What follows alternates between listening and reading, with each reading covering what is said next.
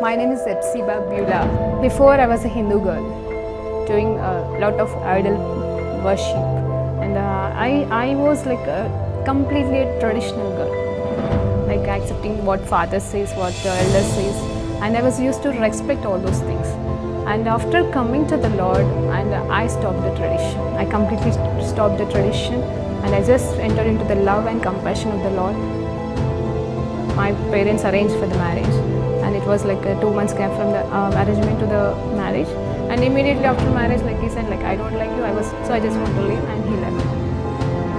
Even I was pleading him, I was begging him, and I was asking him to come back, but it never happened.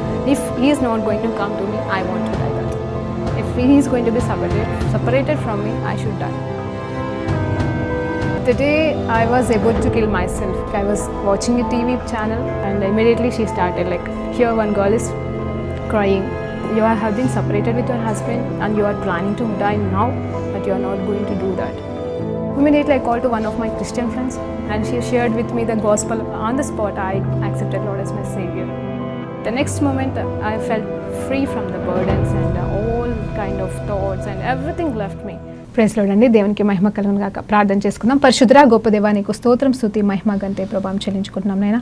ఈ సమయంలో ఉన్న పాటను మీ పాసనిధికి వచ్చేటకు మీరు మాకు ఇచ్చిన గొప్ప ధన్యతకే వందనాలు ప్రభా. ఈ రోజు నుండి ప్రభా కొన్ని రోజుల పాటు ఒక 4-5 అంశాలుగా ప్రభా నోవా గురించి, తను తయారు చేసిన ఆ ఆర్క్ గురించి, ప్రభా ఓడ గురించి, అలాగే తను ఏ రీతిగా మరి ప్రభా తన బిడ్డల్ని కాపాడుకున్నాడు, ఆ తర్వాత ఎలా అర్పించాడు, ఎలా దేవుడు తనతో నిబంధన చేసినాడు అనే సత్యాలు మేము ఒక 4-5 భాగాలుగా ఈ రోజు నుండి ధ్యానిస్తుండగా, ప్రతిరోజు మాతో ఉండి, మాలో ఉండి, మాతో మాట్లాడమని, మమ్మల్ని కూడా సరిచేయమని, ఈ అంత్యకాలంలో మేము కూడా ప్రభా పరలోక వారసత్వాన్ని ఎప్పుడు ఎక్కడ కూడా ఏ రీతిగా పొడగొట్టుకోకుండా కృప చూపించమని యేసుక్రీస్తు నామములో ప్రార్థన వేడుకుంటూ పొందుకుంటున్నాము తండ్రి.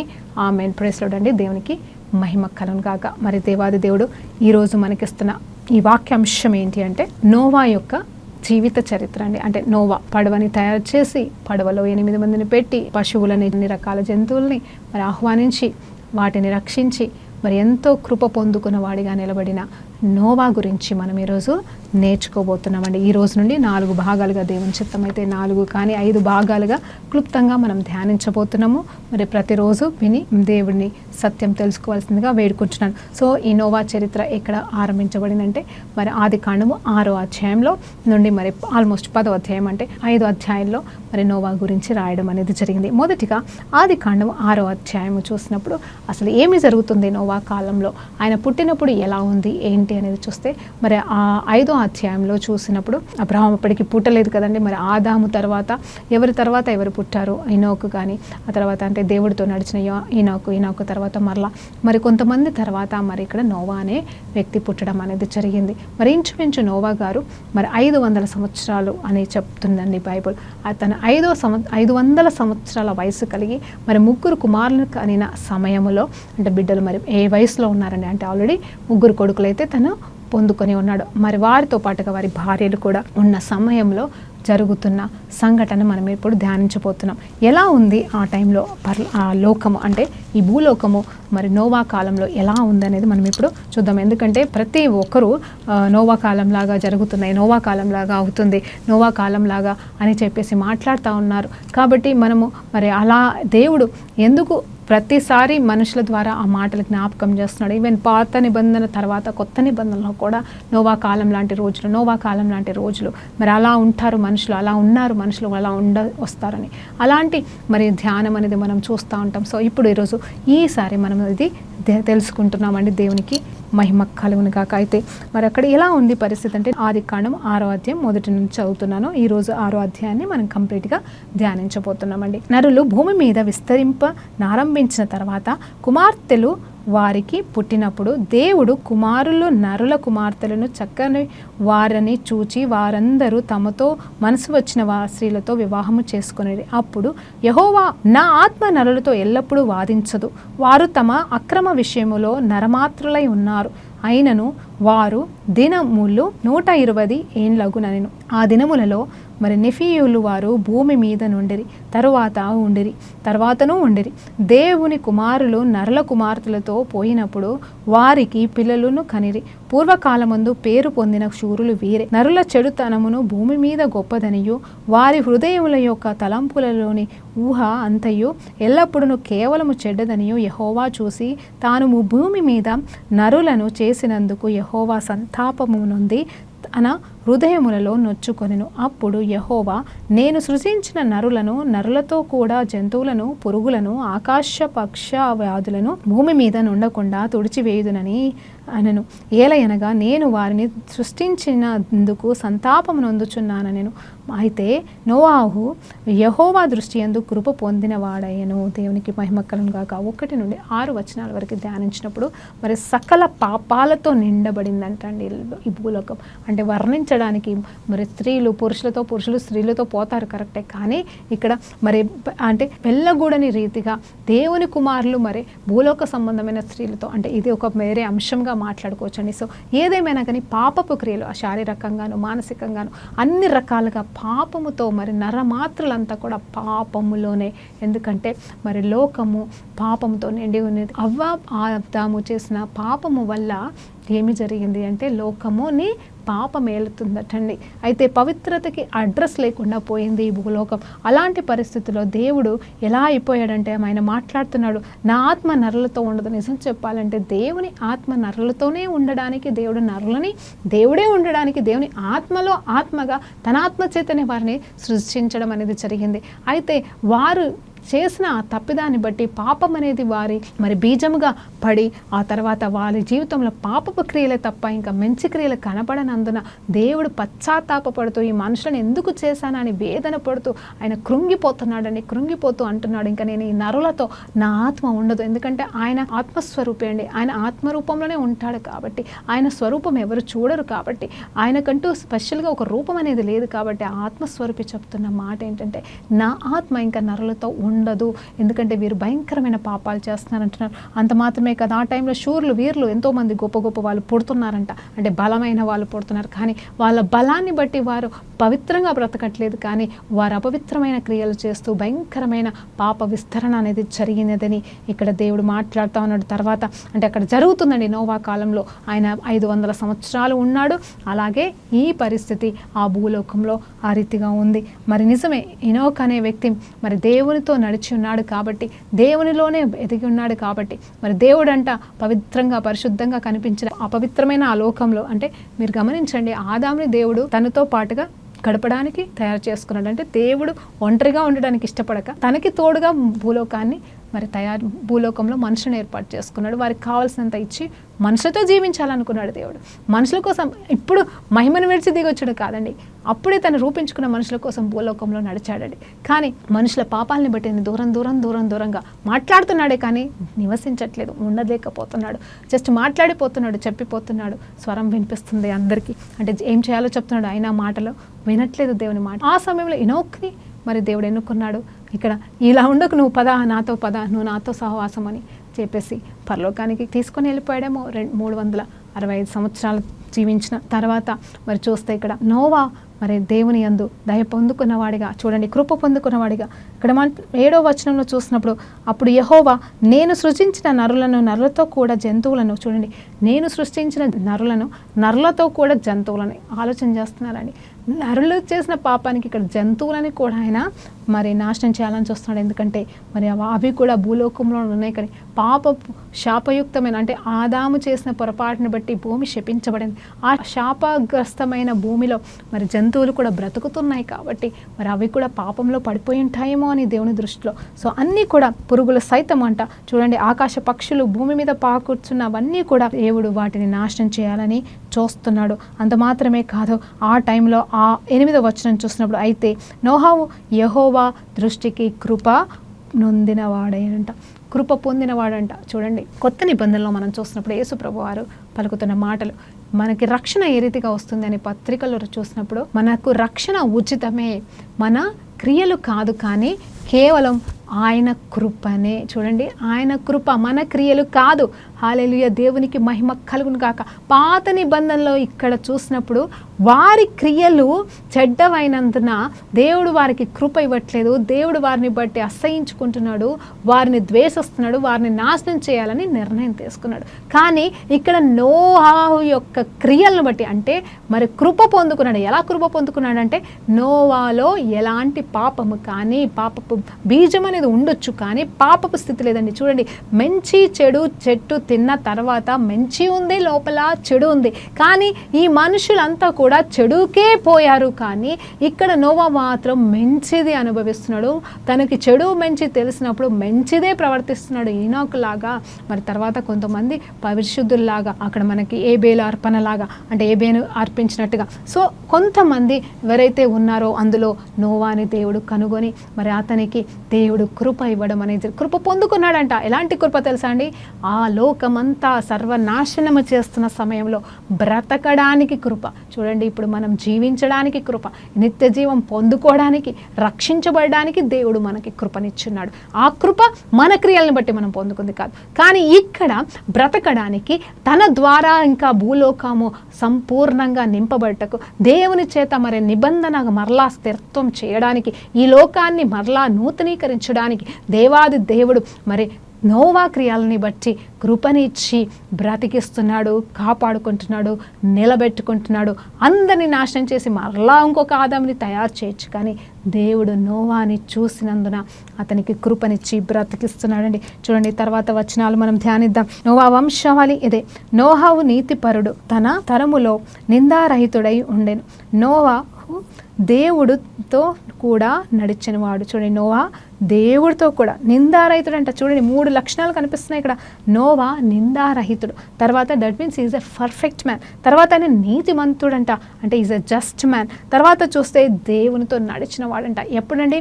500 సంవత్సరాలు ఉన్న నోవా పుట్టినది మొదలుకొని దేవునితో నడుస్తున్నాడు. హల్లెలూయా, పవిత్రంగా ఉన్నాడు.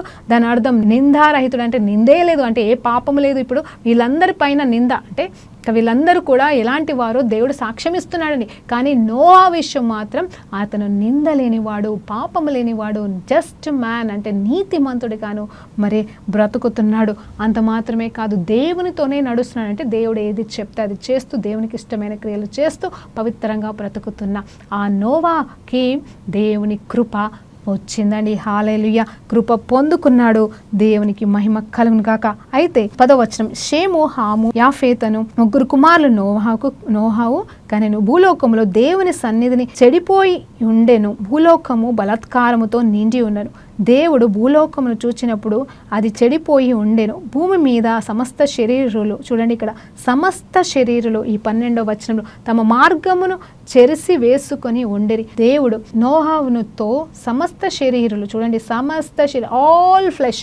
ఇదండి ఈరోజు నేను మళ్ళా మాట్లాడాలనుకుంటున్న అంశం ఈ అధ్యాయంలోకి వెళ్ళి. ఈరోజు ఏంటంటే ఆల్ ఫ్లెష్, సమస్త శరీరుల మూలముగా భూమి బలాత్కారముతో నిండి ఉన్నది గనక నా సన్నిధిని వారి అంతమును వచ్చి ఉన్నది. ఇదిగో వారిని భూమితో కూడా నాశనము చేదును. చితిసారకపు మ్రానుతో నీ కొరకు ఓడ చేసుకొనుము. అరలు పెట్టి ఆ ఓడను చేసి లోపటను వెలుపటను దానికి కీలు పూయవలెను. నీవు దాని చేయవలసిన విధి ఇదే. ఆ ఓడ 300 మూరలు పొడుగును, 70 మూరల వెడల్పును, 30 మూరల ఎత్తును గలదై ఉండవలెను. ఆ ఓడకు కిటికీ చేసి పైనుండి 3 క్రిందికి దాని ముగించవలెను. ఓడ తలుపు దాని ప్రక్కన ఉంచవలెను. క్రింద అంతస్తు 2వ అంతస్తును 3వ అంతస్తును గలదిగా దానిని చేయవలెను. ఇదిగో నేనే జీవవాయువు గల సమస్త శరీరాలను ఆకాశము క్రింద నుండకుండా నాశనము చేయుటకు భూమి మీదికి జల ప్రవాహము రప్పించుచున్నాను. లోకమందున్న సమస్తమును చనిపోవును. అయితే నీతో ఈ నిబంధన స్థిరపరచుతును. నీవును నీతో కూడా నీ కుమారులను, నీ భార్యయు, నీ కోడండ్రులను ఆ ఓడలో ప్రవేశింపవలను. మరియు నీతో కూడా వాటిని బ్రతికించి ఉంచుకొనుటకు సమస్త జీవుల్లో అనగా సమస్త శరీరుల యొక్క ప్రతి జాతిలో 2 చొప్పున నీవు ఓడలోనికి తేవలను. వాటిలో మగదినియు ఆడదియు ఉండవలెను. నీవును వాటిని బ్రతికించి ఉంచుకొనుటకై వాటి జాతుల ప్రకారము పక్షులలోను, వాటి జాతుల ప్రకారము జంతువులలోను, వాటి జాతుల ప్రకారము నేలను ప్రాకు వాటిటన్నిటిలోనూ ప్రతి జాతిలో 2 చొప్పున నీ యొద్దకు అవి వచ్చును. మరియు తినుటకు నానా విధములైన ఆహార పదార్థములు కూర్చుకొని నీ దగ్గర ఉంచుకొనుము. అవి నీకును వాటికిని ఆహారమగునని చెప్పెను. నోహవు అట్లు చేసెను. దేవుడు అతనికి ఆజ్ఞాపించిన ప్రకారము యావత్తును చేసెను. దేవునికి మహిమ కలుగునుగాక. 6వ అధ్యాయం అంతా కూడా చదివేశానండి.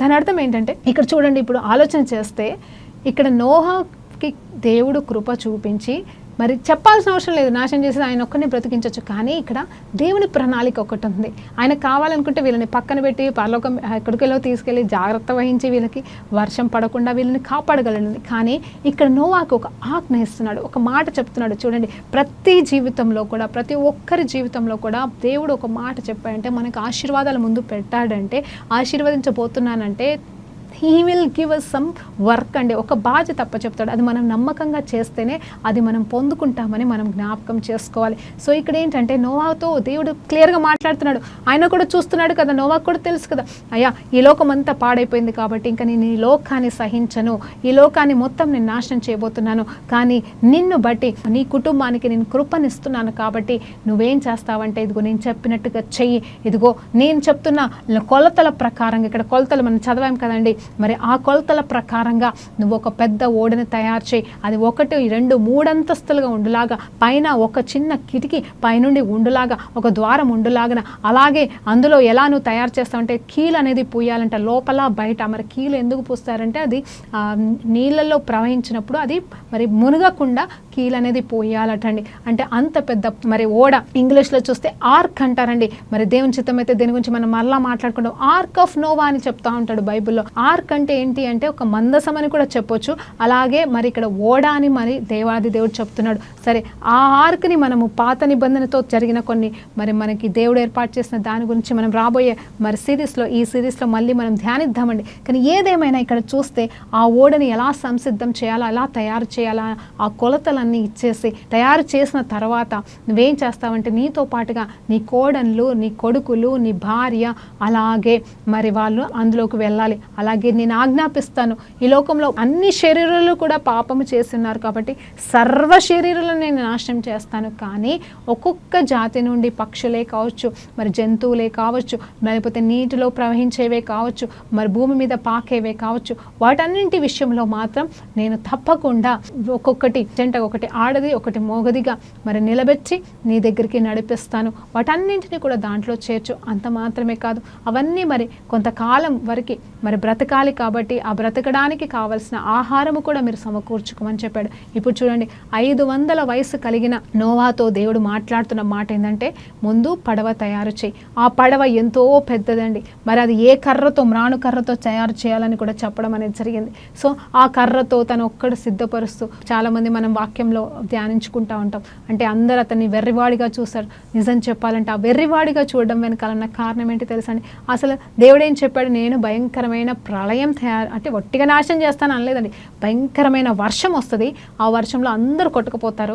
ఓన్లీ నువ్వు పడవ తయారు చేయి, ఆ పడవ మునగకుండా కీలు పోయి ఆ పడవలో ఉన్న నిన్ను, నీతో పాటు ఉన్న ఆ జంతువులన్నింటినీ నేను సంరక్షిస్తాను అని దేవుడు మాట్లాడండి. నిజం చెప్పాలంటే అప్పటి వరకు వర్షం లేదండి. ఎందుకంటే ఆదాము కాలం నుండి కూడా భూమిలోకి వెళ్ళి తేమ వచ్చి, మరి మంచు వచ్చి, అలాగే భూమిలోకి వెళ్ళి తేమ వచ్చి పంటని సాగు చేస్తూ ఉండే.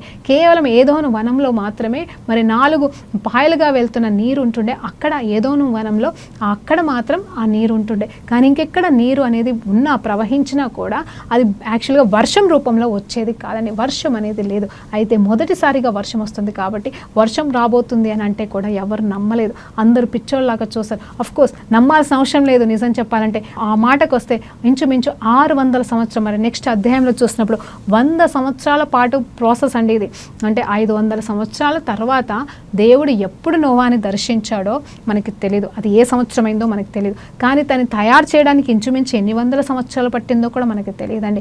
ఆ తర్వాత అక్కడ చూసినప్పుడు ఏమవుతుంది అంటే కేవలం తయారు చేయడానికి కొన్ని సంవత్సరాలు డికేస్ పట్టుండొచ్చు, 10 సంవత్సరాలు పట్టుండొచ్చు. కానీ ఆ తర్వాత ఆహారాన్ని సిద్ధపరచడానికి మరి నోవాకి ఎంతకాలం పట్టింది? ఎందుకంటే అవన్నీ సమకూర్చాలి కదండి. మరి ఎన్ని రోజులు అందులో ఉండబోతున్నాడో అనేది మనకి తెలియదు. కానీ ఇక్కడ బైబిల్ ఆయన చెప్పాడు 40 దినముల వర్షము, 40 రాత్రుల వర్షము అని మాత్రమే దేవుడు చెప్పి ఉన్నాడు. కాబట్టి ఆ కాలంలో ఆ వర్ష ప్రళయంలో అంతా నాశనం అయిపోతుంది, కానీ మీ పడవ ఉంటుందని మాత్రమే చెప్పంగానే మరి నోవా దేవుడితో నడుస్తున్న వ్యక్తి, నీతిమంతుడైన వ్యక్తి, నిందారహితుడైన వ్యక్తి, దేవుని మాటకి లోబడి తను చేయాల్సిన పని చేస్తూ ఎవరేమన్నా కూడా సిగ్గుపడక భయపడక తను చేస్తూ మరి ఆహ్వానిస్తున్నాడా అంటే ఆహ్వానించిన లాభం లేదండి. చాలామంది అంటారు ఇప్పుడు మనం ఆహ్వానిస్తున్నాము, అందరికీ చెప్తున్నాము, ఎవరు వినట్లేదు, నోవా కాలంలాగా విననల్లని జనంలాగానే ఉన్నారండి. నిజం చెప్పాలంటే అప్పుడు పరిశుద్ధాత్మ దేవుడు లేడండి. అప్పుడు దేవుని చిత్తము, దేవుని కోరిక, దేవుని వాంఛ వాళ్ళని నాశనం చేయాలనే, అంతే అండి. అంటే నేను దేవుడిని చెడ్డవాణి చేయట్లేదు, కానీ తను ఇంకా విసిగిపోయాడు, ఆయన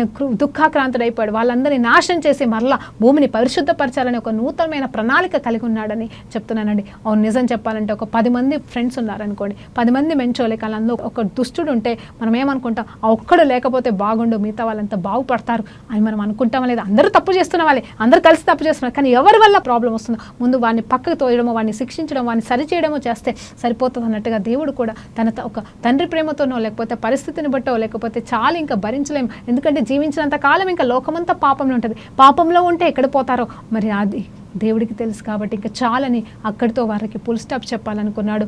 కేవలం కృపను పొందుకున్న నోవాని తన కుటుంబ సభ్యుల ద్వారా మళ్ళీ వంశావళిని మరలా భూలోకాన్ని దీవించాలని దేవుడు మంచి మాట కోసం, అంటే మంచి కారణంతోనే దేవుడు ఆ కొద్ది కీడుననేది అనుమతించాడండి. సో అది వర్షం రూపంలో వచ్చినప్పుడు ఎవరు నమ్మలేదు, కానీ మరి నోవా నమ్మాడు. అలాగే ఇక్కడ చూస్తే 22వ వచనాన్ని చూస్తున్నప్పుడు మరి నోహు అట్లు చేసెను, దేవుడు అతనికి ఆజ్ఞాపించిన ప్రకారము యావత్తు చేసెను అంట. హల్లెలూయా, దేవునికి మహిమ కలుగుగాక. ఏం చేశాడండి? యావత్తును చేసేసే ఉన్నాడంట. మరి ఏది చెప్పాడో అది, అంటే పడవని చేశాడు. ఆ తర్వాత చూస్తే మరి ఆహారం సమకూర్చాడు, అంటే ఆ 40 రోజులు 40 రాత్రులకు సరిపడే ఆహారం. అంటే ఆలోచించండి, సకల జాతులు, అన్ని రకాల పక్షులు, అన్ని రకాల నీళ్ళలో ఉండేవి, అన్ని రకాల జంతువులు, అన్ని రకాలుగా భూమి మీద పాకేవి, అంటే A to Z అవి కూడా అన్ని 2 అంటే జతగా దేవుడు చూడండి, జతను దేవుడు దీవిస్తున్నాడండి. హల్లెలూయా, దేవుడికి జత అంటే ఇష్టం అండి. హల్లెలూయా, ఆదాము ఒంటరిగా ఉండకూడదని చెప్పేసి ఆదాము అవ్వనిచ్చిన ఉన్నాడండి. ఆ రీతిగానే దేవుడు ఎప్పుడు కూడా కుటుంబాన్ని మరి కుటుంబంగా విస్తరణకి దేవుడు కోరుకుంటున్నాడు. కాబట్టి ఆయన ఒంటరి వారిని ఎవరిని చేయడానికి ఇష్టపడ్డు. అంటే ఒకవేళ ఒంటరి పిలుపు ఉంటే, ఒకవేళ దేవుడిలో మనకి ఒంటరి పిలుపు అనేది ఎవరికైనా ఉంటే దేవుడు మనకి తోడై ఉంటాడండి. అది కూడా దేవుని మహిమార్థమే. కాబట్టి అక్కడ కూడా కాదు, అక్కడ కూడా నెగిటివ్ కాదు. కాకపోతే ఏంటంటే దేవుడు సకల ఆశీర్వాదాలకి కారణభూతుడైన దేవుడు, సర్వజ్ఞానవంతుడైన దేవుడు, ఆయనకి తెలుసు జతల్ని మరి పెట్టి ఉన్నాడు. సో ఎన్ని వందల పక్షులు అయి ఉండొచ్చు, ఎన్ని వేల పక్షులు అయి ఉండొచ్చు, మనకేం తెలుసు అండి? ఆదాం అంట మరి వాటన్నింటికి పేరు పెట్టిన వాడు ఎవరంటే మళ్ళీ ఆదామే. హల్లెలూయా, దేవునికి మహిమ కలుగుగాక.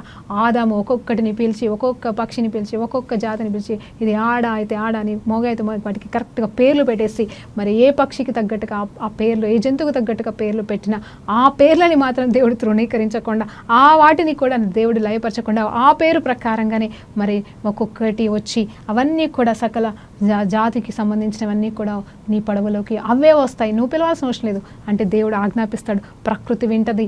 మరి మనం వినమన్నట్టుగా దేవుడు వాటికి ఏ స్వరంతో ఆదేశించాడో అండి, ఆ కరెక్ట్గా జంటనే. మరి నేను అనుకుంటున్నాను ఒక జాతి పక్షులు 100,000 మంది ఉండొచ్చు, కానీ రెండింటినే దేవుడు ఎన్నుకొని ఆ రెండింటినే రమ్మన్నాడం, మిగతాయి రాకపోవడం చూడండి. నిజంగా దేవుడు ఎంత గొప్ప దేవుడు, ఆయనకి ఎవరు బోధిస్తారండి? ఆయన ఎంత అంటే is a God of perfection అండి. నిజం చెప్పాలంటే ఆ పర్ఫెక్షన్ కలిగిన నోవాని దేవుడు వాడుకొని మరి ఇక్కడ వారందరినీ సంరక్షించాడు. సో ఇవన్నీ కూడా మరి అన్నీ కూడా పడవలోకి ఎక్కడం అనేది జరిగింది. దేవునికి మహిమ కలుగుగాక. చూడండి, ఇక్కడ వర్షం లేని కాలంలో వర్షం అనేది దేవుడు ఇచ్చి ఉన్నాడు. ఆ తర్వాత మరి తన 3 కుమారులని కూడా, నిజం చెప్పాలంటే ఆ 3 కుమారులు ఎలాంటి వాళ్ళు అనేది బైబిల్ చెప్పట్లేదు, కానీ మరి తనని బట్టి తన కుమారులని కూడా దీవించాడు. అలాగే నిన్ను బట్టి కూడా నువ్వు బాగుంటే, నువ్వు మంచిగా ఉంటే, నువ్వు నిజంగా ఆస్తి అంతస్తు మరి వారసత్వంగా ఇవ్వగలిగినా ఇవ్వలేకపోయినా నిజమే ఇవ్వాలండి. తల్లిదండ్రుల స్వాస్థ్యము బిడ్డలకి ఆశీర్వాదకరమే, ఇవ్వాలి, అది బాధ్యత.